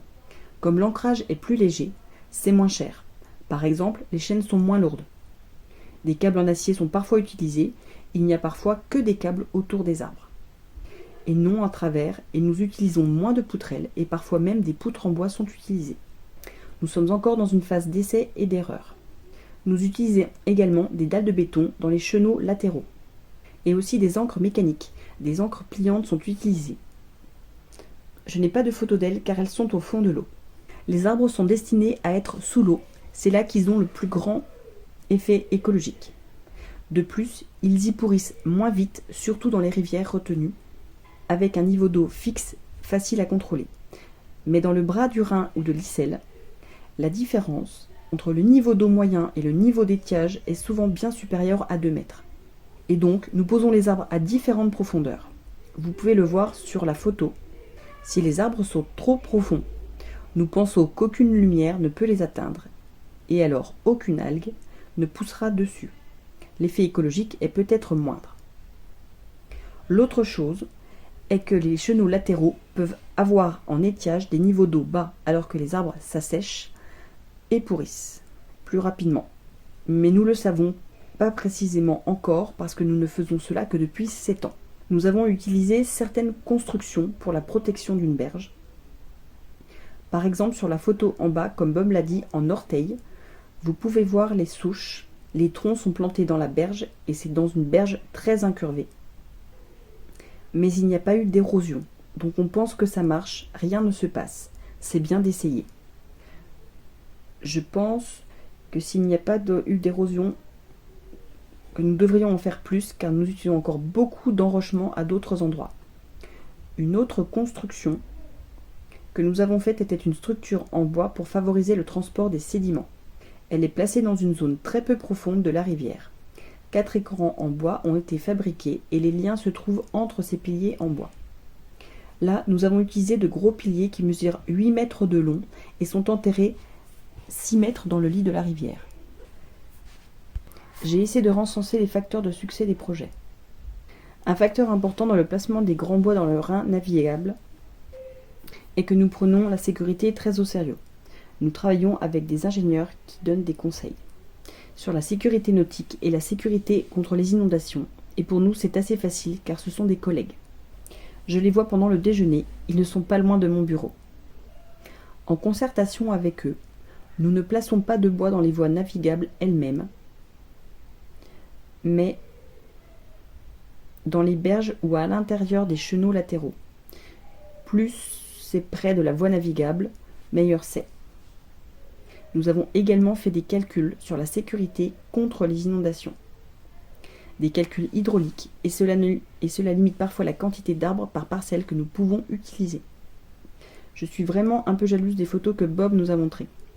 Un deuxième facteur de succès a été la communication pendant le projet. Nous avons fait un guide pour les entrepreneurs, un film, un dépliant, un site web, et mis en avant l'utilisation d'arbres morts pour améliorer la qualité de l'eau du Rhin auprès des médias. Ce qui a également aidé, c'est les partis écologistes indépendants qui ont supporté le projet en communiquant aussi. La troisième chose est que nous avons commencé petit dans une branche fluviale avec peu de navigation. Et cela n'a causé aucun problème, alors les gens s'y sont habitués et nous avons pu l'étendre à des projets en cours pour la renaturation et aussi dans un projet de protection contre les inondations. Et le dernier facteur de succès, c'est que nous avons fait un suivi. Nous avons suivi les macro-invertébrés, les poissons et la morphologie. Nous mesurons l'effet des bois sur les organismes aquatiques et ce faisant, nous alimentons notre communication. Nous avons également amélioré la mise en œuvre et nous nous sommes toujours dit que quand ça marche pas, on arrête. Je veux vous montrer quelque chose à propos des suivis. Qu'est-ce qui vit sur l'arbre que nous avons utilisé ? Après quelques mois dans l'eau, les bois sont recouverts d'algues filamenteuses et sur ces algues, nous trouvons des diatomées et les diatomées servent de nourriture à de nombreux macro-invertébrés qui nourrissent les poissons. Ainsi, toute la chaîne alimentaire est stimulée. Et ce coup de pouce à la chaîne alimentaire joue un rôle clé dans la récupération écologique. Et ce n'est pas seulement un site de fixation approprié pour les algues, mais aussi pour les mousses, les éponges et les œufs. Pour les poissons peuvent se cacher parmi les branches, car nous utilisons non seulement des troncs avec des racines, mais aussi avec les branches et les bois favorisent également une variation des débits. Bob l'a déjà dit, ce qui, à son tour, donne un tri des sédiments, du gravier, et ensemble, cela fait le bois de rivière, un habitat approprié pour plein d'espèces différentes. Et en plus, le bois est aussi en partie au-dessus de l'eau, et il offre un site d'atterrissage pour les oiseaux et les insectes. Sur les enrochements dans le Rhin, nous avons beaucoup d'espèces exotiques envahissantes et elles dominent également dans le bois. Mais en recherchant les espèces indigènes, nous avons trouvé sur les racines de nombreuses espèces cibles caractéristiques de l'eau courante. Cependant, il s'agissait principalement de chironomidés, c'est-à-dire de moustiques non piqueurs, mais aussi de phryganes, comme celle de la photo de gauche, qui était nouvelle aux Pays-Bas. Et la variété des espèces sur les racines était plus riche que sur les enrochements, de même que l'indice de diversité de Shannon-Weaver. Nous trouvons que c'est un bon résultat. Nous avons également fait des enquêtes sur les poissons et avons vu que les poissons utilisent le bois de la rivière comme zone de nurserie. C'est une zone d'alimentation et une zone d'abri. Près du bois, il y a moins d'espèces non indigènes, telles que les gobis, et la diversité des espèces y est plus élevée. Comme prévu, le gros bois sur les chenaux latéraux affecte la morphologie du lit. À faible niveau d'eau, nous pouvons très bien voir cela et nous avons vu des fosses d'affouissement dues à l'érosion près des arbres. Mais nous avons également vu les dépôts de sable près des arbres. Et à de nombreux endroits, dans ces chenaux latéraux, le lit est constitué de limon, donc c'est plus de variations qu'avant. Cet été, le Rhin était extrêmement bas. Cela nous a également permis de voir les arbres. Derrière les digues longitudinales, ces arbres sont normalement très profonds et généralement, presque aucune branche ne dépasse de l'eau. Nous avons pu voir là une sédimentation de gravier en plus du sable. Dans ces chenaux, l'eau s'écoule plus vite que dans les chenaux latéraux, ce qui explique le gravier. Et on a pu voir que malgré leur profondeur, des algues filamenteuses poussaient aussi sur ces arbres. Peut-être devrions-nous demander combien de temps il faut pour que l'arbre soit totalement enfoui sous les sédiments, puis nous pourrions placer un autre arbre au-dessus. Une observation importante est qu'après 7 ans sous l'eau et au-dessus de l'eau, même le bois tendre des saules et des peupliers comme sur la photo n'a pas énormément pourri. Toutes les branches de plus de 20 cm d'épaisseur étaient toujours présentes. Des branches robustes et plus petites ont cependant souvent disparu et nous disons toujours que l'arbre lui-même doit faire au moins 40 cm, car nous ne voulons pas apporter de nouveaux arbres tous les 5 ans. En face, il y avait aussi des difficultés. Nous voulons utiliser des arbres avec des branches et des souches, mais les grands arbres sont difficiles à trouver et à utiliser. Notre préférence pour les bois durs comme le chêne entraîne également des coûts de transport élevés. Leur processus d'autorisation prend beaucoup de temps et nous devons tenir compte de la sécurité des canoës et des nageurs. Un autre facteur est qu'au début, nous n'avions pas pris en compte le coût de la signalisation et nous venons tout juste de commencer à organiser l'inspection et à prendre en compte ce nouveau coût. Certains arbres dépassent maintenant trop de l'eau et en raison du faible niveau d'eau dans le Rhin. Le suivi signifie donc que nous apprenons constamment et c'est important. Nous allons maintenant inspecter une fois tous les 3 ans et nous les remplacerons si nécessaire. Sur les berges plus souvent que dans les canaux latéraux et nous essayons de réduire les coûts en utilisant des saules et des peupliers locaux. Nous voulons améliorer l'effet écologique si possible. Par exemple en plaçant les arbres plus près les uns des autres, ce qui forme une structure 3D plus riche. Et un effet morphologique plus important, et si possible, un placement plus profond des arbres trop hauts. Donc pour conclure, même dans les rivières où il y a de la navigation, il est possible et efficace de placer du gros bois. Cela demande un bon ancrage et une signalisation. Bien qu'un arbre soit petit, à l'échelle d'une grande rivière, il y a un effet local sur la morphologie, et avec le courant, il augmente la variété d'habitats d'espèces. La recolonisation par l'amont a amené des espèces qui auparavant ne pouvaient pas trouver un habitat approprié dans le Rhin hollandais. C'était ma présentation, merci de votre attention. Merci Marguerite. Je veux juste vous dire que sur le site où sera diffusé le replay de cette conférence, il y aura environ 10 vidéos concernant des projets réalisés avec du gros bois et une des vidéos a été réalisée par le Rijkswaterstaat sur cette opération sur les gros bois en rivière navigable, avec une version française et une version anglaise. Aussi, donc, je ne vois pas de questions pour le moment. J'en profite pour vous informer, avant que Mike ne le reprécise, que nous avons l'intention de continuer avec d'autres webinaires pour approfondir les sujets, notamment un sur le potentiel des barrages artificiels type Castor en 2023 et aussi un webinaire sur les techniques de restauration passive. Je vais prendre la première question en français. Y a-t-il une orientation particulière à privilégier pour l'implantation d'arbres en rivière vis-à-vis de la durabilité et du gain écologique? La réponse de Margrethe, oui, les troncs sont placés dans le sens du courant avec les racines vers l'amont. Mike, es-tu avec nous? Michael? Merci Antoine, Réseau Rivière et H2O Lyon pour tout le travail que vous faites pour nous aider à faire évoluer nos pratiques de gestion fluviale. Merci aussi à Bob et à Marguerite pour vos présentations fantastiques. Je m'appelle Michael Moore, je suis originaire de Californie et je vis maintenant dans les Alpes du sud de la France. Avant de déménager en France, j'exerçais en tant que consultant travaillant dans le nord-ouest du Pacifique sur la conception et la réalisation des projets de restauration, principalement dans l'Oregon et à Washington. Et je vois qu'il y a quelques personnes qui nous écoutent de là-bas. Et donc, dans cette partie particulière du monde, c'est le pays du saumon.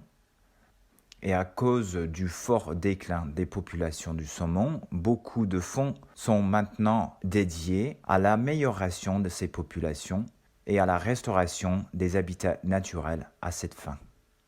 Du fait de la présence forte des forêts et des bois dans l'habitat naturel du nord-ouest du Pacifique, la pratique de l'installation du gros bois a pu se développer, s'affiner et se normaliser au cours des dernières décennies.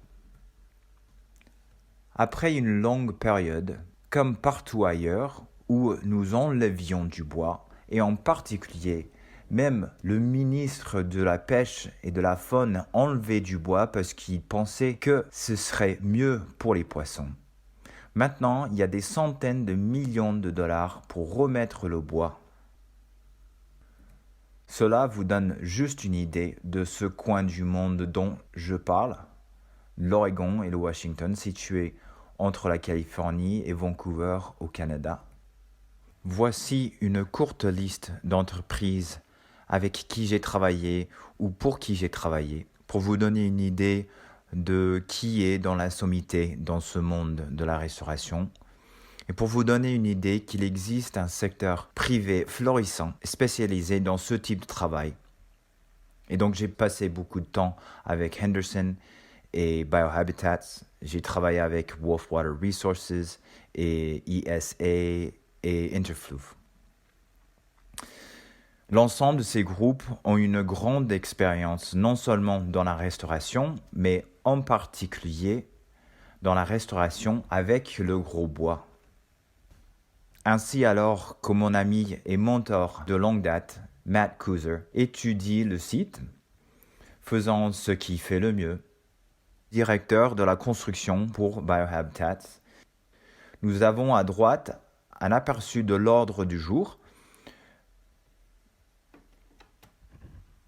Je vais compléter les témoignages précédents en ajoutant un aperçu plus empirique et conceptuel, en expliquant à quoi ressemble un projet, en établissant quels pourraient être ses objectifs potentiels, puis comment ces objectifs sont convertis en conception et construction.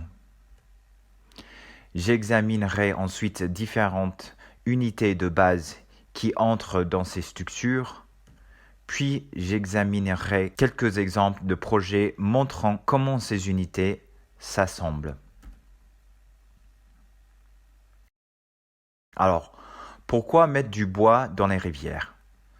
C'est un graphique fantastique de Freshwater Trust qui affiche beaucoup d'éléments dont nous avons déjà entendu parler sur la complexité, sur la reconnexion des cours d'eau à la plaine inondable, sur la création des fosses et d'autres habitats liés, au tri des sédiments, et tout cela se résume à cette complexité qui a été évoquée à maintes reprises dans les autres représentations. Sur l'interaction de la complexité hydraulique et morphologique, et j'ai donc ajouté quelques flèches ici pour vous donner une idée des types de complexité hydraulique qui peut être développée quand on ajoute du bois dans un système. En bas, il y a des petites flèches en boucle qui représentent la diffusion des énergies qui peut avoir lieu lorsque ces formes complexes sont introduites. Dans des chenaux uniformes, souvent les énergies hydrauliques sont concentrées et peuvent produire une érosion. Et donc cette diffusion des énergies est un aspect intéressant. En dessous, vous voyez des flèches qui montrent l'interaction qui est augmentée entre le chenal et la zone hyporéique, peut être bénéfique pour la qualité de l'eau, ainsi que pour le refroidissement des températures.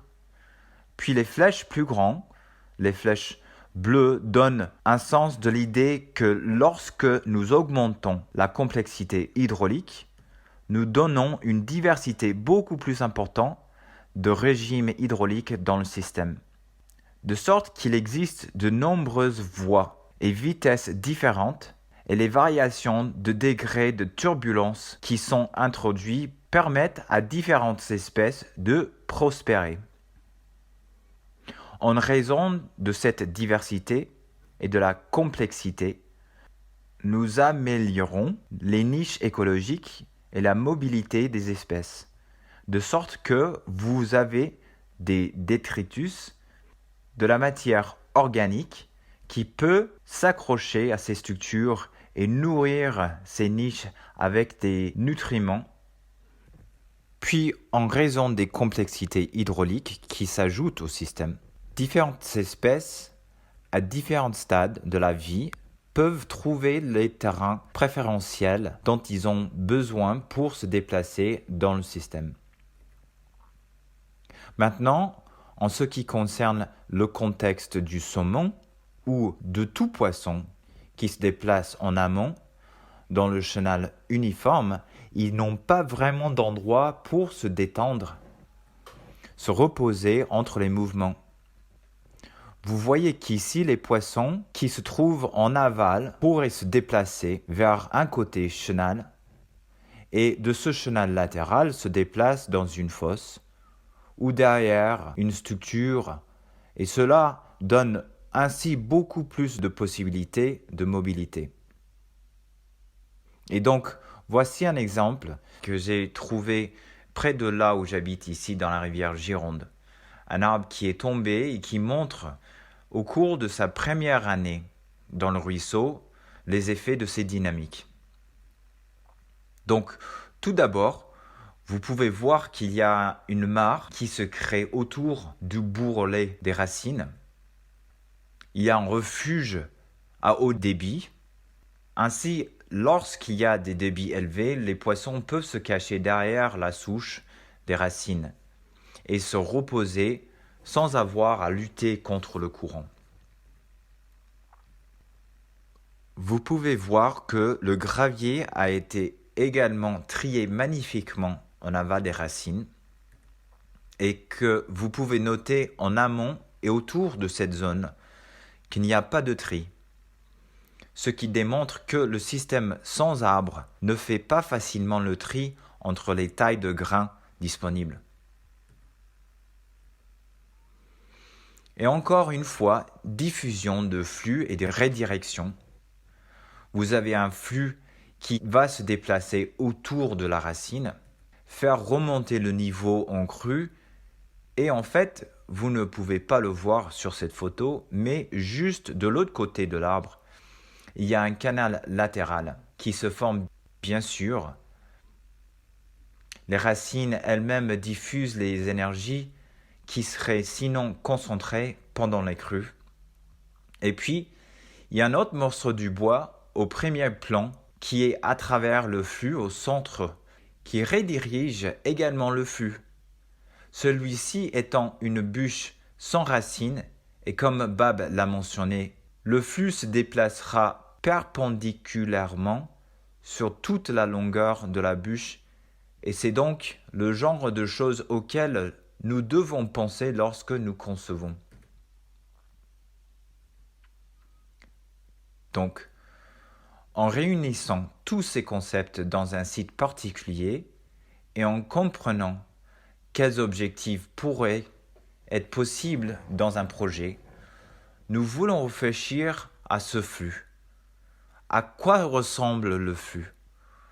Comment pouvons-nous modifier le débit par la redirection, par la dissipation et par le stockage des crues?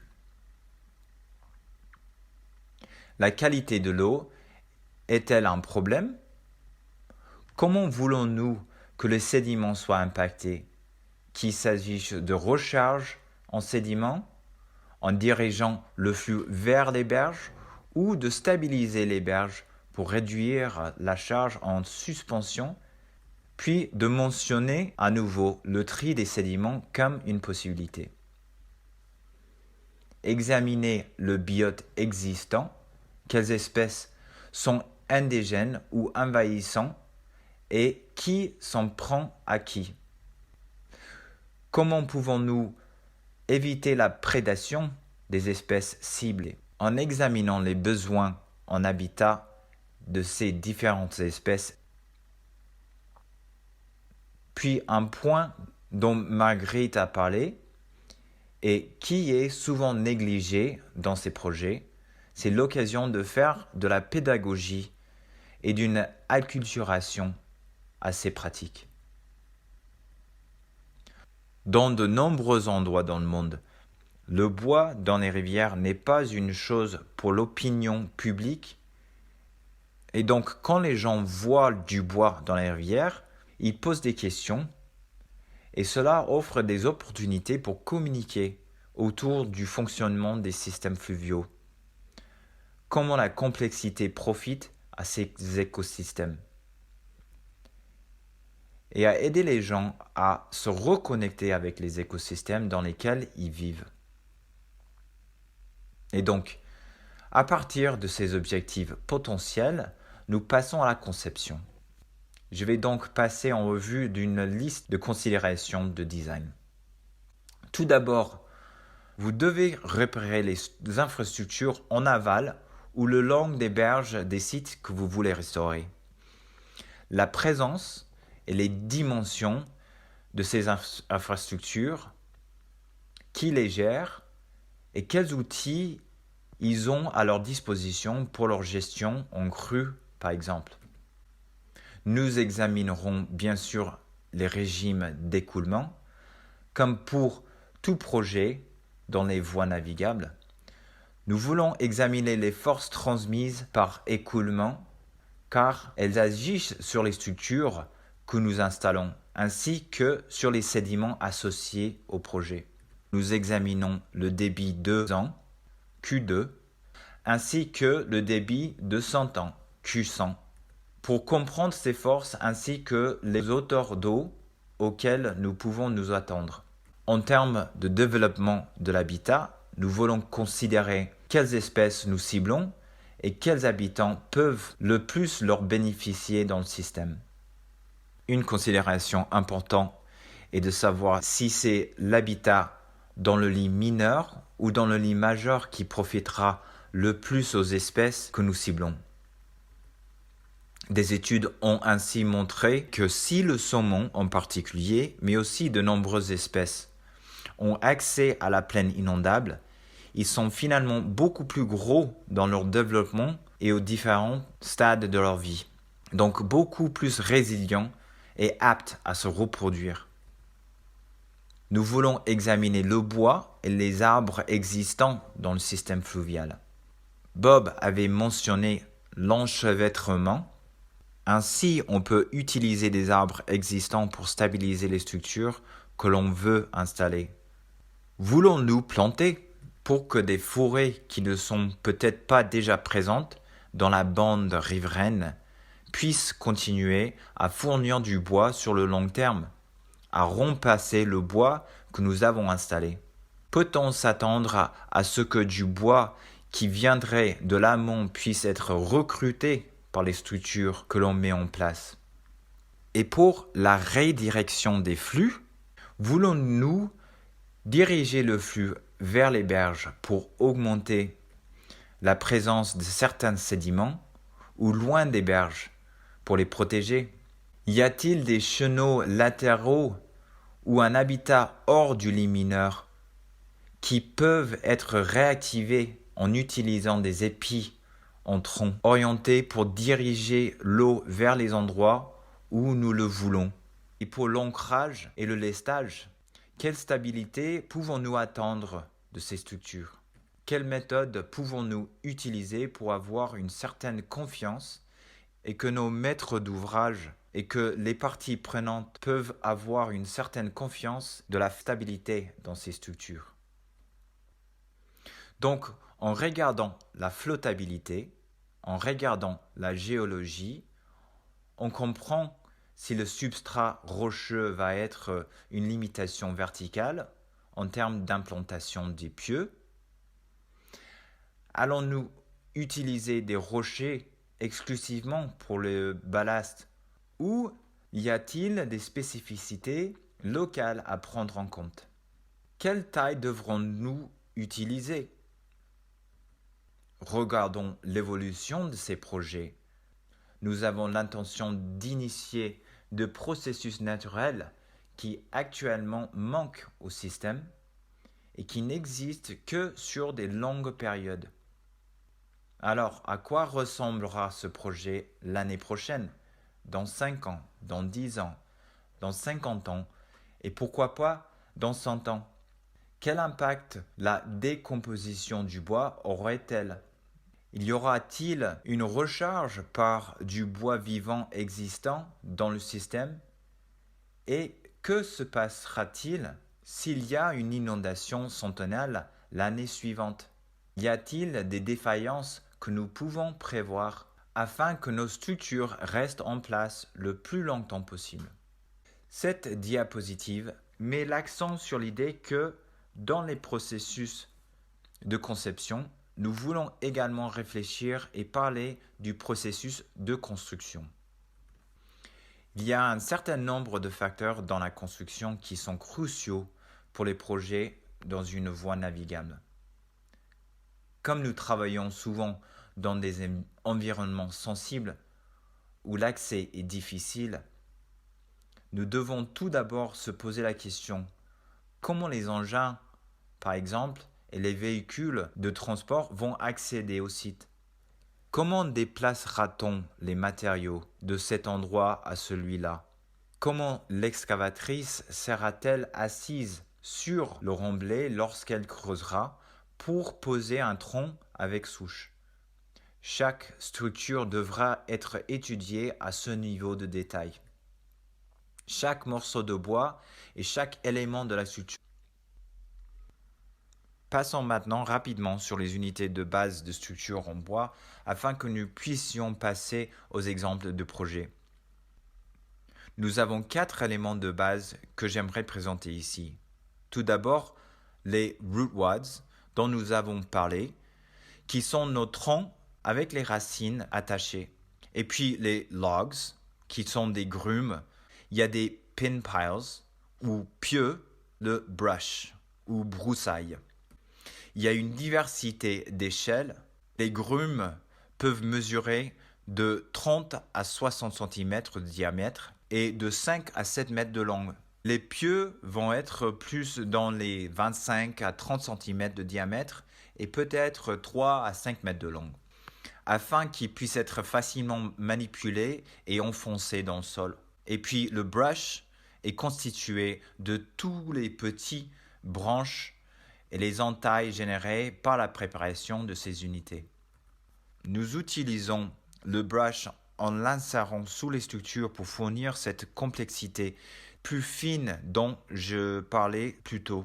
Regardons quelques photos pour vous donner une idée de la façon dont ils sont utilisés, à quoi ils ressemblent, différentes façons dont ils peuvent être mis en œuvre, les échelles.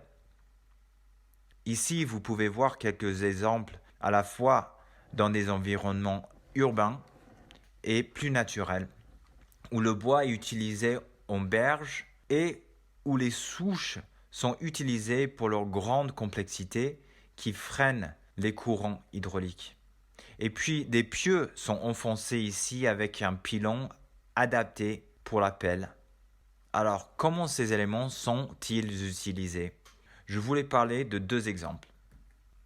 Zoomons d'un peu plus près sur l'embouchure du fleuve Columbia, à la frontière entre les États de l'Oregon au sud et du Washington au nord. Ce premier projet est un projet de restauration de l'habitat sur Rock Creek. Rock Creek est un affluent de la rivière Clackamas qui contribue ensuite à la rivière Willamette, puis finalement au fleuve Columbia et puis à l'océan. L'ONG nommée Conseil de bassin de la rivière Clackamas était le maître d'ouvrage de ce projet et espérait ainsi améliorer la qualité de l'habitat et la remontée du saumon dans ce tronçon. Voici donc un aperçu de la portée du projet. La zone bleu clair vous donne une idée de la surface de la plaine inondée en Q100, puis la zone bleu foncé correspond au débit Q2 que nous appelons les Hautes-Eaux ordinaires dans l'Oregon et Washington. Vous pouvez voir que les symboles noirs plus foncés qui indiquent le bois qui serait introduit pour le projet. Vous pouvez voir qu'il y a du bois dans le lit mineur de la rivière, il y a du bois dans les berges, il y a un petit affluent, le ruisseau Trillium, en bas à droite, que nous voulions aussi charger avec du bois. Puis plus bas, au confluent, avec la rivière Clackamas, il y a du bois dans la berge qui est davantage prévu pour la stabilisation. Nous avons donc beaucoup de créations d'habitats et de structures avec des objectifs différents. Vous pouvez également voir dans la plaine inondable à Cusson des éléments du bois qui ne sont que des morceaux du bois individuels dispersés.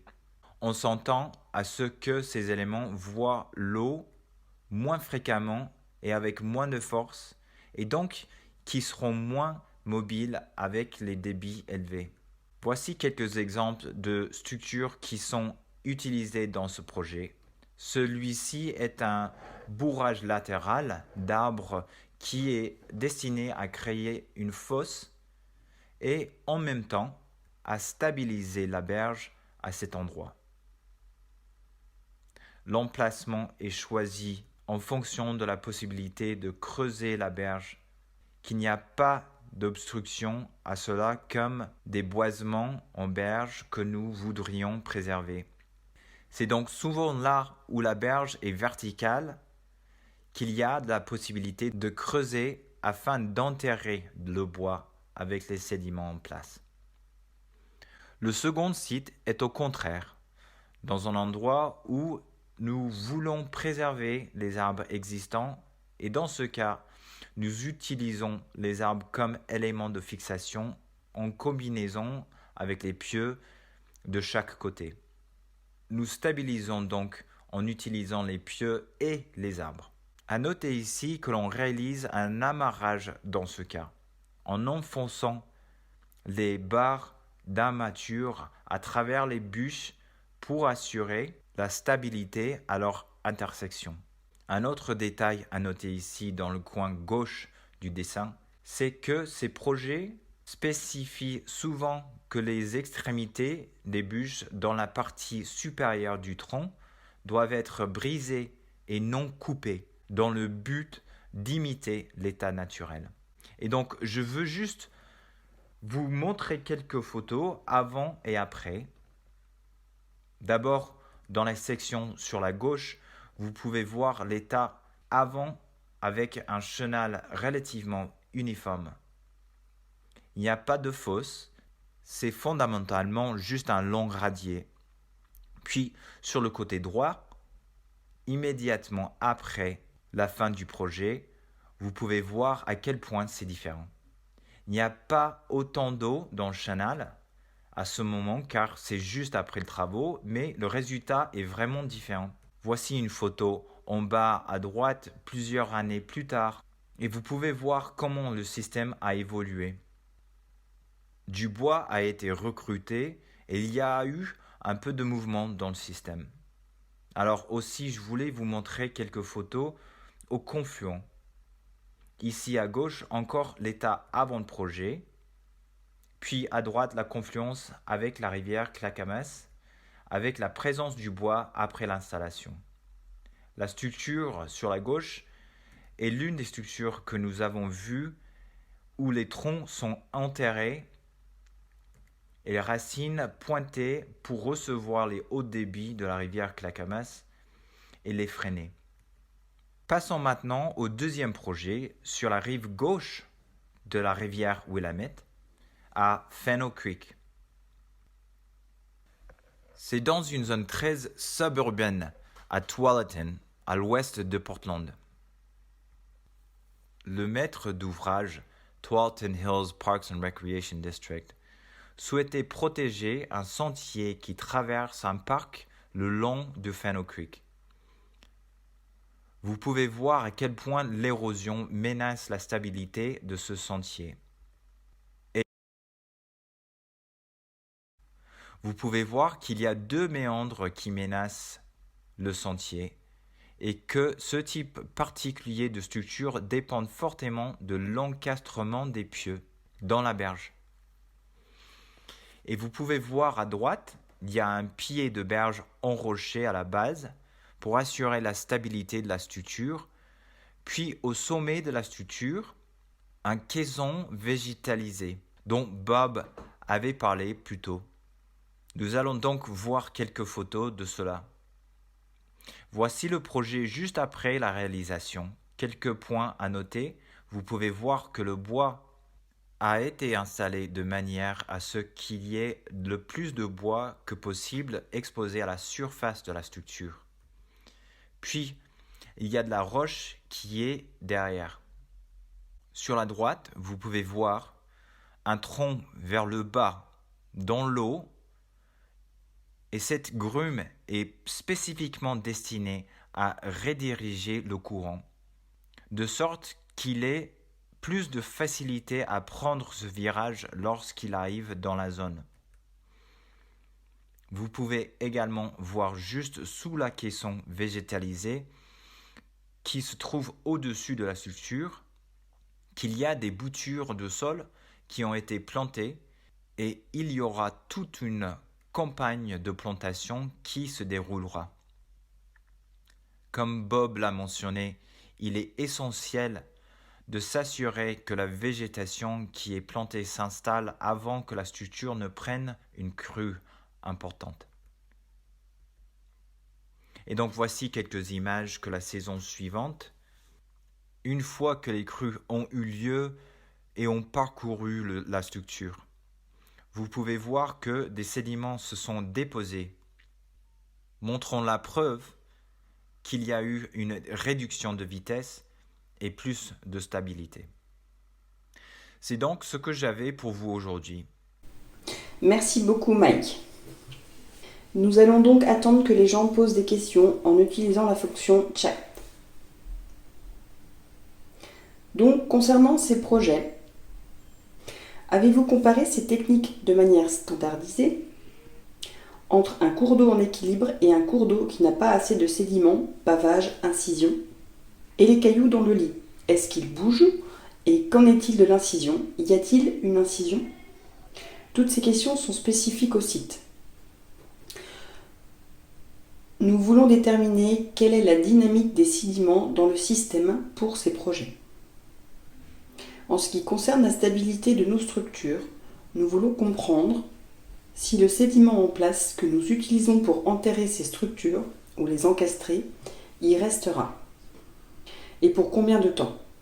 Ainsi, par exemple, lorsque nous installons une souche avec son tronc dans la berge, nous mettons quelques gros rochers dessus et lorsque nous effectuons notre analyse de l'équilibre des forces, nous ne prenons pas en compte la charge de sédiment sur le dessus parce que nous voulons étudier la stabilité en cas de suppression potentielle de cette charge de sol due à l'érosion. Donc, toujours en tenant compte des possibilités de défaillance, nous voulons nous assurer que le lest que nous mettons en place est suffisant pour que tout changement de conditions qui pourrait se produire autour de la structure ne compromette pas sa stabilité. Nous examinons donc le mouvement des sédiments de ce point de vue. Puis nous examinons également l'influence que le bois a dans le système. Nous allons donc cibler les sédiments et l'influence de l'eau sur ces sédiments et ces installations afin de rediriger l'eau dans un torrent qui est en manque de sédiments.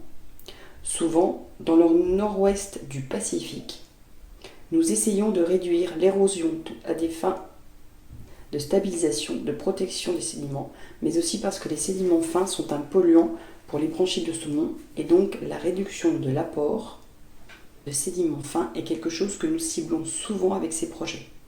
Donc votre question est vraiment pertinente. C'est quelque chose que nous examinons dans chaque projet, en fonction de ce qui est présent dans le flux, du type de dynamique hydraulique à laquelle nous pouvons nous attendre après installation des structures et enfin en termes de stabilité. Alors juste pour rappel, il y a des cas où les structures sont mises en place C'est ce que disait Bob, afin de lutter contre l'érosion et l'incision. Bien sûr, il faut regarder les sédiments qui viennent en amont. Vous pouvez avoir des barrages artificiels type Castor et d'autres techniques. Il y a donc différentes méthodes pour faire face à ce genre de problème. J'ai peut-être une question à laquelle je serais curieux de savoir comment les 3 présentateurs pourraient y répondre. Merci à vous 3 pour vos excellentes présentations. Je constate qu'une grande partie des questions et des conseils de conception ainsi que certains des exemples d'études de cas tournent autour de la stabilité du bois. La stabilité des structures en bois est un critère, voire un objectif de conception important. Dans certains contextes, comme vous venez de le souligner. Par exemple, s'il y a une infrastructure critique ou de la navigation, etc. Mais vous savez, je dirais que si nous essayons de se rapprocher des conditions naturelles, des grumes de bois stables et du bois qui ne bouge pas n'est pas nécessairement le signe d'une rivière en bonne santé. Du bois mobile et des structures qui sont plus éphémères, je sais que cela rend les choses moins prévisibles. Mais dans certains contextes, quelle importance? Par exemple, si vous êtes au milieu d'un endroit où il n'y a pas d'enjeu. Ma question à tous les 3 vous est donc, pouvez-vous nous indiquer quels sont ces types de situations où nous pourrions laisser un peu plus de liberté et de flexibilité, selon vous, et peut-être ne plus avoir de risque de déstabilisation de la structure comme critère de conception dominant. Je pourrais en parler un peu, Joe. Là où je peux, je laisse le bois faire ce qu'il veut. Par exemple, je ne suis pas aussi inquiet quand j'ai de très longs tronçons en aval où mes arbres sont aussi situés sur le haut de la rive, laissant-les faire ce qu'ils veulent faire. Le problème que nous rencontrons est que surtout dans une situation dans laquelle se trouve l'Europe et dans laquelle se trouve la moitié est des États-Unis, c'est qu'ils en sont au premier stade de réalisation de grandes restaurations avec du bois. Ils sont dans une culture d'enlèvement de bois depuis des centaines d'années et il est difficile de changer d'avis parce que tout le monde est dans la crainte de revoir du bois en rivière et une partie de cette peur est que les gens ont traité le bois en rivière sans réfléchir aux conséquences. Je vois beaucoup de gens, après les inondations, couper les troncs, couper les souches, couper les bûches et ils causent plus de problèmes à cause de cela. En remobilisant ces bûches ou radeaux de bûches dans le ruisseau, dans la chose.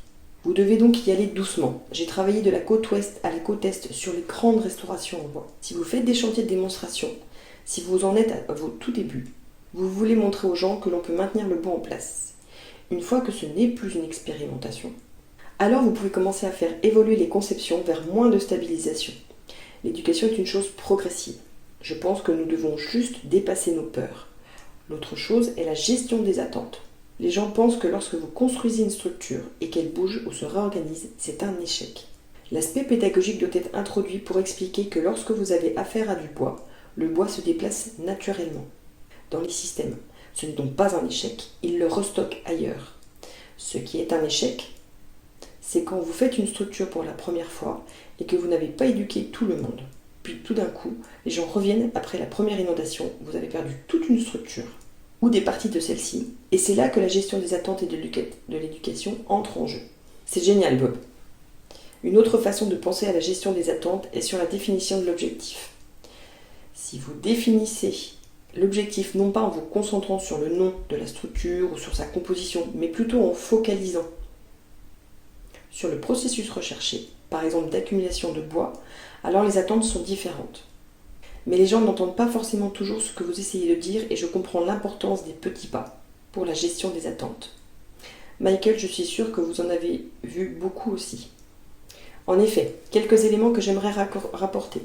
Par exemple sur le projet sur Rock Creek que j'ai montré. Il y a eu une inondation centennale la saison suivante. Le projet était en été puis en hiver. Nous avons eu une inondation centennale. Le client, le conseil du bassin de la rivière Clackamas, est bien conscient de l'importance du processus et de l'intention de stimuler et de régénérer le processus du cours d'eau. Mais quand ils ont vu l'impact de cette inondation, ils ont été choqués, même si nous les avions préparés aussi bien que nous puissions aux impacts. Par exemple, une structure particulière qui était encastrée dans le ruisseau a été à moitié excavée par l'inondation. Elle était toujours là. Vous pouviez voir les barres d'amarrage que nous ne pouvions pas voir avant. Ce n'était plus aussi parfait. Mais j'adorais ça. Nous sommes allés sur le site, mon partenaire et moi qui avons conçu et installé ce projet, que nous venions juste de terminer. Vous savez ce que pense le client, bien sûr. Cette structure qui est détruite m'a coûté 1000 $. Et ainsi de suite. Combien de structures perdons-nous? Et il ne pense pas nécessairement au nombre de bois recrutés par l'apport en amont. Et donc vous savez que les attentes seront certainement critiques. Et je sais que Bob et moi sommes d'accord là-dessus, que j'éviterai d'utiliser les ancrages dans les projets dans la mesure du possible. Mais parfois il y a des ancrages qui sont mis juste pour se rassurer. Si on réfléchit en pensant à quelle défaillance pourrait se produire, à quoi cela ressemble-t-il lorsque cette structure flotte en aval? Par exemple, cela nous conduit à nous éloigner du câblage. Le câblage en acier était beaucoup utilisé par le passé et nous avons vu maintenant que lorsqu'une structure câblée se déplace en aval, c'est une chose effrayante qui peut vraiment devenir un gros problème. L'utilisation des barres d'amarrage est une alternative intéressante si jamais une structure finit par se détacher, qu'elle s'effondre et que les éléments individuels se déplacent en aval. Je pense qu'un autre point qui mérite d'être pris en considération est que, lorsqu'il y a une inondation, le mouvement des structures en bois est souvent la moindre préoccupation des personnes qui gèrent les rivières. Elles s'inquiètent d'abord des dommages causés principalement aux infrastructures, aux maisons, aux ponts, aux conduites, aux voies ferrées et aux embâcles. Après une inondation, vous savez que la majorité du bois transporté viendra de la répisylve existante, que votre projet de restauration ait lieu ou non. Donc en imaginant que les conditions soient suffisantes pour qu'une structure bois se déplace ou qu'elle soit détruite, nous la concevons pour que, si cela se produit, cela soit pour une inondation si importante qu'elle va faire beaucoup d'autres dommages avant que vos bûches s'échappent de votre projet. Juste pour réagir là-dessus et pour faire un retour d'expérience sur les rivières torrentielles du sud de la France, il a été démontré que lorsqu'il y a de fortes crues, ce ne sont pas les arbres morts qui sont majoritairement présents dans les embâcles, mais plutôt des arbres sains et vivants qui ont fini par être arrachés par la crue. Le système ne se limite donc pas aux arbres, penchés ou tombés des berges. Malgré l'entretien par coupe de bois préventif qui a été effectué, il y a eu un transport de bois. Cela a été mesuré. C'est pourquoi parfois il vaut mieux anticiper et réfléchir à la manière de faire face aux arbres qui flotteront en crue et qui devront être enlevés des ponts en réservant plutôt les moyens financiers pour la surveillance et la gestion des embâcles. Il y avait une dernière question de Michel Bramard. Avez-vous pu tester sur une même rivière ces différentes techniques en comparant lit simple et lit emboîté? Les contraintes en crue sur les lits emboîtés sont nettement moindres. Les ajustements doivent être différents, plus de dépôts, moins d'arrachement. Oui, nous avons de nombreuses techniques et types de structures différentes sur un même système fluvial, et tous fonctionnent bien. La seule chose que je dirais est que l'enchevêtrement est une méthode de lestage plus pour les chenaux de taille moyenne et plus petite. Dans les grandes rivières, à cause de la force et de la hauteur des crues, ce n'est pas toujours la meilleure technique à utiliser pour une méthode de lestage. Merci Bob. Eh bien nous devons clore la réunion. Merci à tous.